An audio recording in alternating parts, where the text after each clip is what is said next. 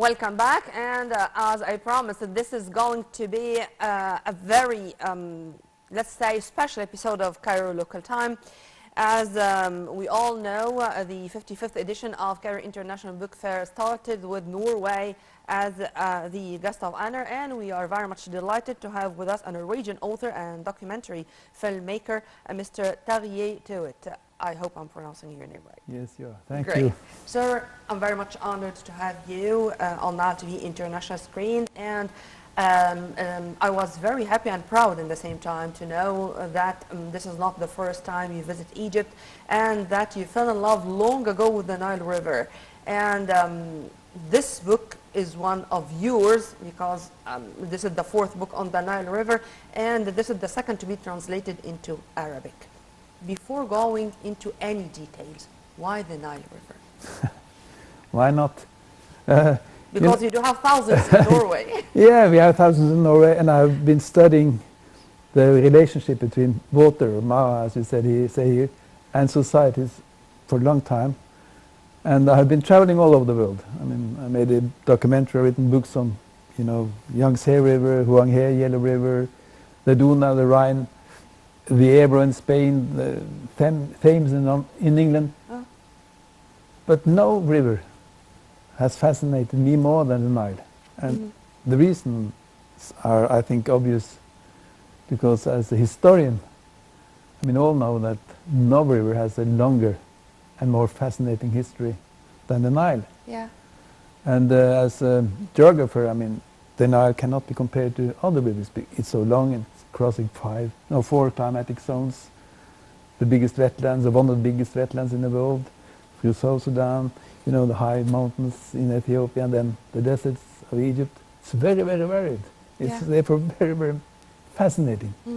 And as a political scientist, you have this, of course, special hydropolitical history, which is also more complicated here, since you have 11 countries.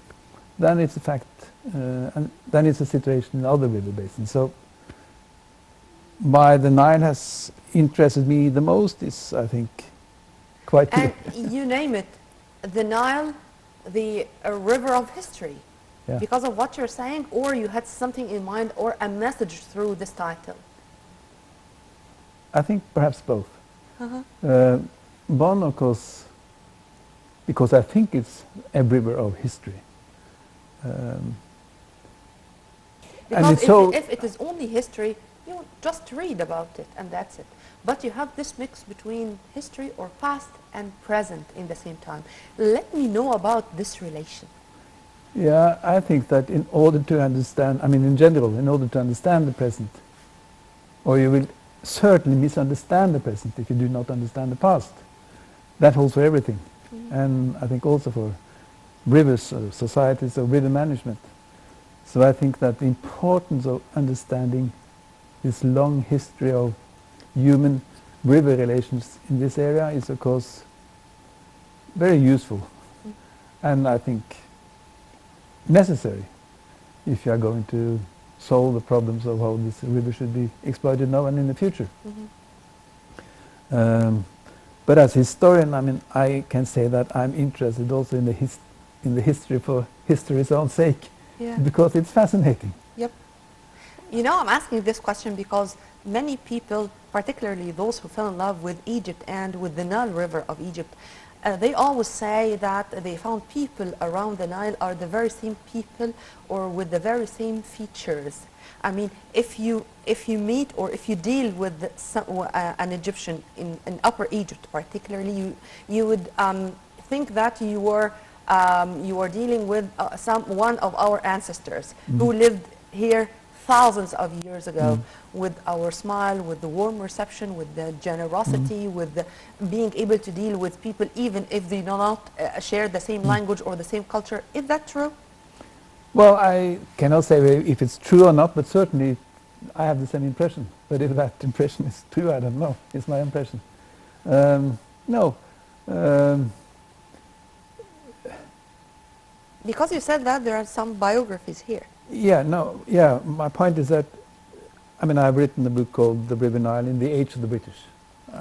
Studying the role of the Nile within the British imperial strategy for this region, for the partition of Africa, for these regions, and this Suez Canal's importance for their empire in India and so on and so forth. Mm-hmm. And then I also edited another book called The River Nile in the Post-Colonial Age.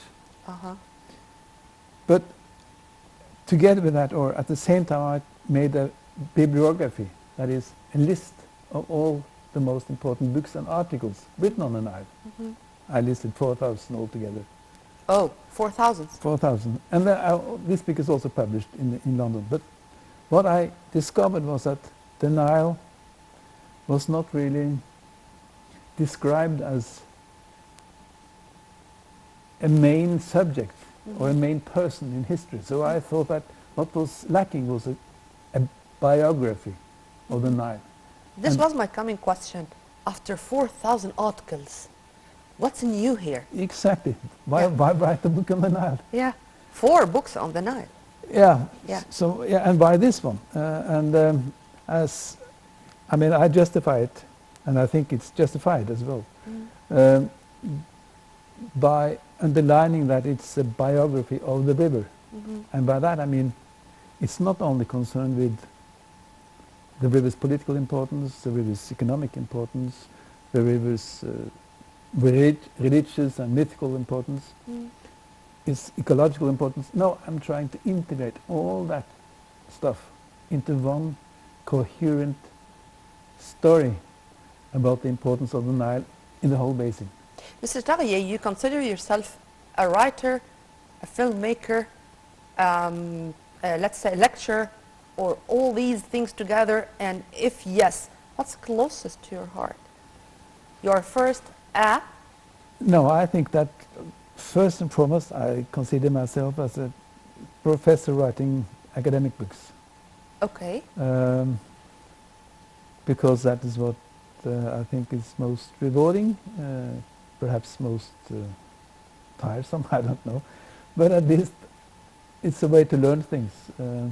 But to make the documentaries, for me, has of course also been very, very useful and exciting, because I've been forced, for example, to travel to all these other river basins all over the world, and also then up and down the Nile some few times. You know, sir, I'm asking that because when you are, let's say, translated or transferring the ideas of someone else, this is a job. But when you're trying to do it with yourself, it's a battle. Yeah. Or it's an all-the-time dialogue between you and you. You, the writer, is having this dialogue with you, the filmmaker. You, the filmmaker, is having a third dialogue with the historian or professor. How is this dialogue going on? Because this is brainstorming into one person. Complicated. Yeah. No, but I have tried to follow, well, I think that some of these documentaries I consider as research projects in a way, because I have the written text, but to have pictures and images is something very different. Yeah. It adds something to the story, for me and for the viewer. So I consider the documentaries as a kind of research project in a way, but with other means than just writing a book. More complicated in one way, because you have music, you have images, you have the text, everything, and it has to be dramatic enough for people not to turn off the television. So, Beginning, end, climax, a story. And as far as I understand, you are personifying the Nile here. You are dealing with the Nile River as if it is a human being, as if it is a character which needs to be analyzed and studied that much. Am I true? yes, you are true to, yeah, I would say so. Not as a character with an intention, of course. I mean, it is not a human being, but it is. It has a historical role. It's a teacher that has created his history, and perhaps more so than any politician, because the river, I mean, rulers come and go, and conquerors come and go, Yeah. but the Nile is running every day, year And after it will year. continue to run. So, Yeah. you know, it's always there. And since so many people depend upon it in one way or another, or at least relate to it in one way or another, I think it's fair to put it in the center of history, and not as a just a scene where people are, where history is unfolding, so to Yeah. speak. No, it's history itself. Data collection. I mean, of course, your sources were very much numerous. You spoke about 4,000 articles, but far from that, have you had this kind of dialogues with people, watching films or documentaries? I mean, because the data collection, it's not an easy job to do. No, it's not an easy job, and that is also an advantage with making films compared to writing books. I mean, I had the opportunity to meet leading politicians from Egypt, of course, and from also some of the other countries, and also people from the different countries. While we were filming, interviewing them for the film, and I also use those interviews in the book, of course. But the filmmaking created opportunities to meet people to a larger extent than if you sit down alone in an office writing a book, of course. So it's more lively to write, to make a documentary. If you want to summarize the differences of the you've witnessed yourself here in Egypt, the Nile in Egypt versus the Nile in any other country throughout the 11 countries, what's different here in Egypt? What's really distinguishing the Nile River here in Egypt? Well, I would say perhaps at least many things, but two things I can mention. The one, of course, is an extremely long history that Egypt has with the river. So, first, history. Second? I mean, and we cannot... move that no, we have... Yeah, because, sure. I mean, for thousands of years, the Egyptians were battling or were adapting to the Nile, creating the Egyptian civilization by doing that. At the time, that many other countries, of course, were not involved in that kind of activities at all. And secondly, because of the Nile is a much more defining geographical feature here than what is the case in some of the other countries. I mean, this is a desert country, and all the people, as you all know, live along the banks of the Nile, and that's it. And you don't have the same, or not to the same extent at least, in other Nile countries. I'm not going to take you that far, but you told me before being on air that your first visit to Egypt, it was 40 years ago, 1983. How do you find the changes taking place in Egypt, a visit after the other? Well, that's a big question. What should I say? Well, to me, what came to your mind first? The Nile is running as before. That's the first thing I do. I run down to the river to see it. So that's the same. Of course, there are much more people here now than it was in 1983. So it's more populated. But I'm one of those people who, in a way, like the noise of Cairo. So it doesn't hurt me too much. It's energizing to me. I don't know why. So I like it. Although some people complain about it, I know. Well, the noise of Cairo is energizing. This is something I really want to repeat after him. Sir, let's go to... What did you say?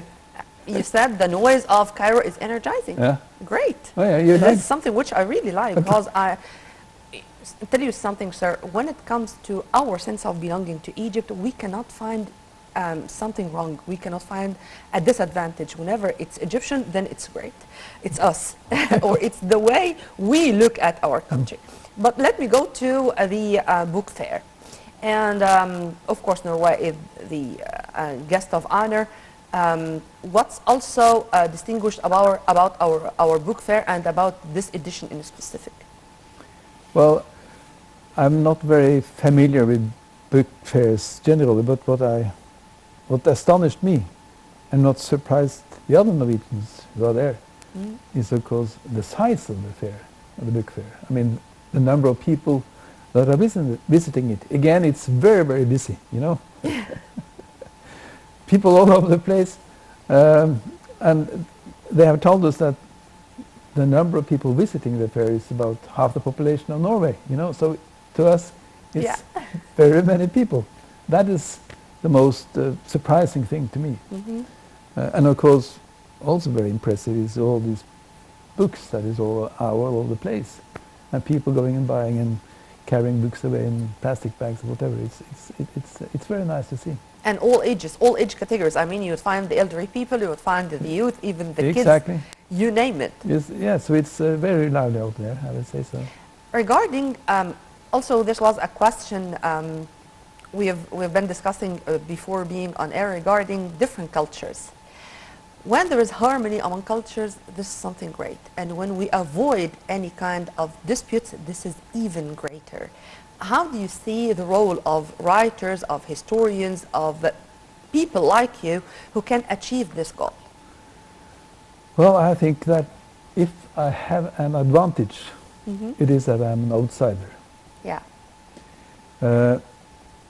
Because one thing I noted when I made this bibliography of all the articles and books, I was able to identify the writer without knowing his name. I mean, from which country he came or Mm-hmm. she came, because the articles or the books expressed very often the Mm-hmm. perspective of the country the researcher came from. Mm-hmm. And that's a problem from a scientific point of view, of course. Yeah.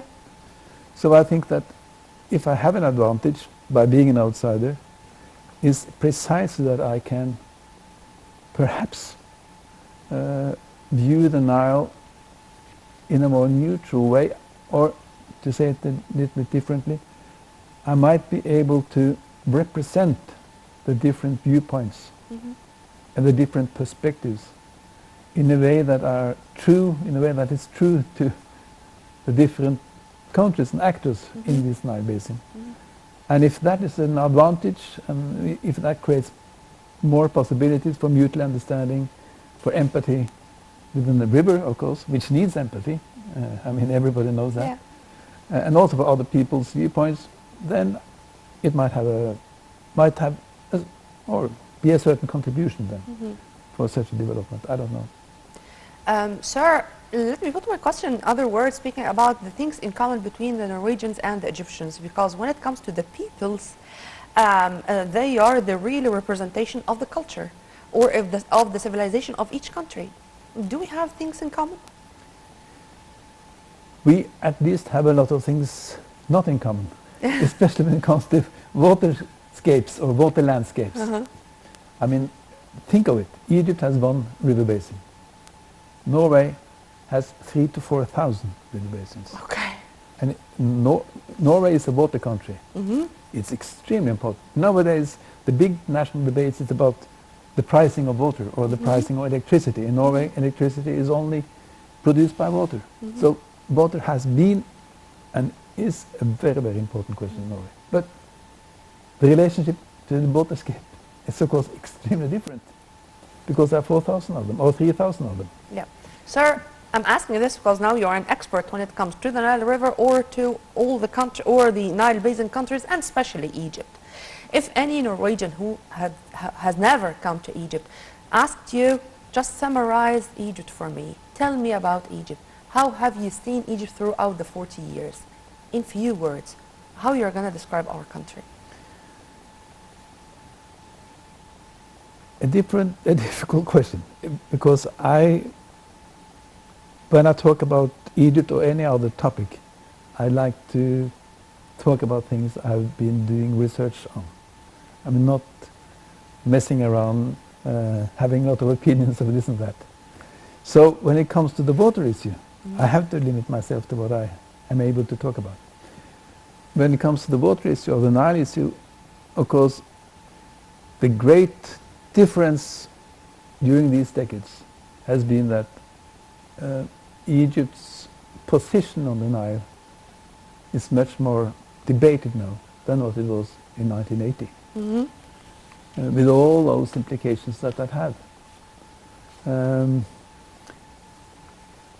And as you know, and as everybody know, I mean, the growing gap between the supply of water and the need for water is, of course, a big political question in Egypt.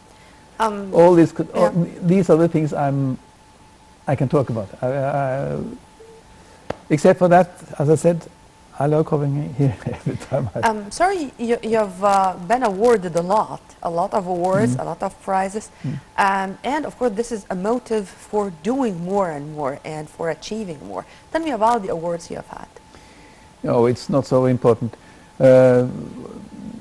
Well, this journey in the history of water got an award as the best film, film on ecology, I think, in Paris in 1998, was it?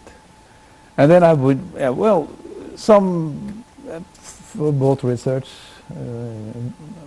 kind of something called the International Water History Association. They gave me a prize, and then I got some Norwegian prize. But you know, that is not what's driving me. Okay, Not at all. let's end with a final question about your coming projects, your plans for the future.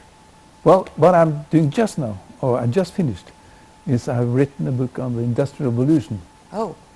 A new theory of the whole Industrial Revolution, where I compare 11 countries, including the Ottoman Empire, of which Egypt, of course, was a part.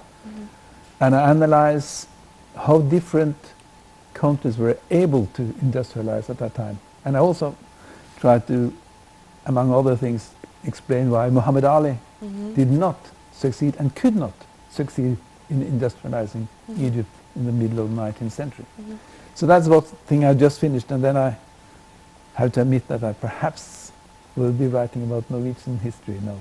After I've studied the Nile and Egypt, I can come back to Norway and look at Norway in an Egyptian perspective in a way, or in a Nile perspective, you know?